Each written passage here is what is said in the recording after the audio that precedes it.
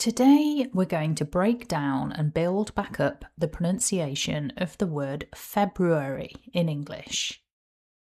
This word is a tricky one and different dictionaries offer slightly different guidance. I've picked just one pronunciation to focus on for today's video, and that is February.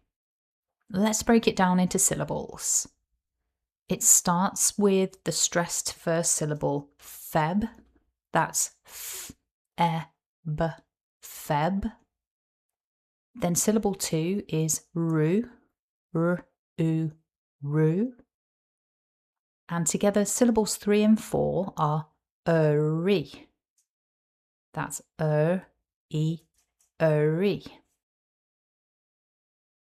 So if we put all the sounds back together, we have February with the stress on syllable 1. Repeat after me, February. So now you know how to pronounce February in English. And just to share, the other common pronunciation is February, where the r in syllable 2 is replaced with a y. February.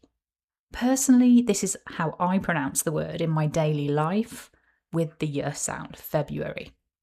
How about you? Which version are you more familiar with? Let us know in the comments.